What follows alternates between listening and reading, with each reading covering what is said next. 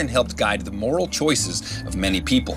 But what's behind this powerful influence that such texts have? And we're going to play a game that explores just this question. We're here with science journalist Cara Santamaria to put our morals to the test.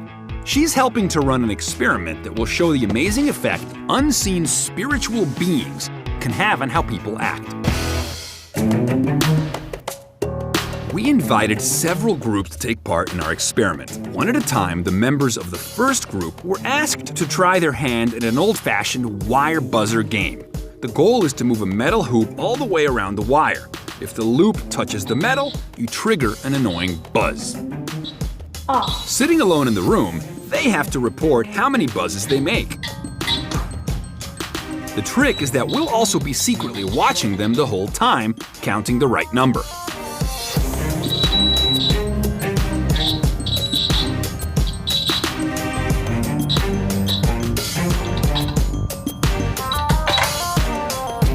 All right, so Robert and Rhonda, I see here that you reported that you made 18 mistakes, right? And you reported 21 mistakes. Now, what you actually don't know is that while you were running that task, we were recording you. There are hidden cameras all over this room. So we know that those weren't your actual numbers. Robert, how many mistakes did you actually make? Oh, somewhere in the 20s. Yeah? Kind of lost count?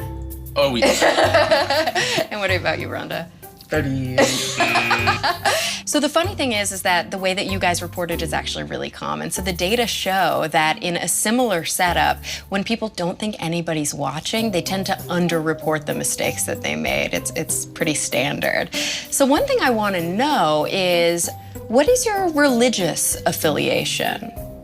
I'm not religious. You're not religious. Okay, and what about you? I definitely believe. You're a believer. So non-believers, believers, we do tend to find that this phenomenon occurs across the spectrum of faith, and you guys have shown that really well today. Our players were expected to use the honor system to keep track of their totals. But as you see, the real score is fibbing 1, honor 0. Now we asked another subject to play, only this time we did a little fibbing of our own. This is really weird, but the librarians told me that you're not allowed to sit in this chair because there's some sort of weird story about a librarian, an elderly librarian, I think, died in this chair. Yeah, and they kept it here, and so there's some sort of I don't know, ghost stories that, her spirit still stays here and haunts the library. So definitely I would just recommend sort of staying in that chair, okay? All right. Cara's suggestion is called priming and has been shown to influence people's minds and behavior. Will this woman's brain believe in the spirit of the elderly librarian that lives on in that chair?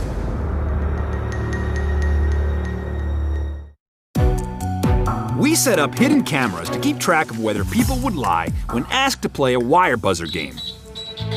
With no one watching, people tended to underreport their mistakes.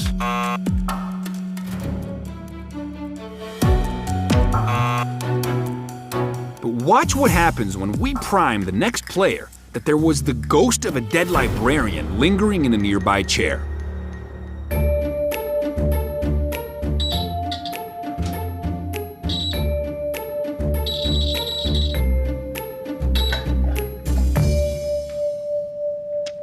Okay, so Kim, I see here that you reported that you made 27 mistakes, and you, in fact, only made 27 mistakes. Oh, okay. Yeah, so here's the thing. Oftentimes, when people do this task and they don't think that anybody's watching, they sometimes underreport. But because there was a little white lie on my part about a spirit of a woman hanging out in the room, we sometimes start to feel like there really is a presence watching over us, and we're less likely to cheat or lie. Isn't that crazy? A little crazy, yeah.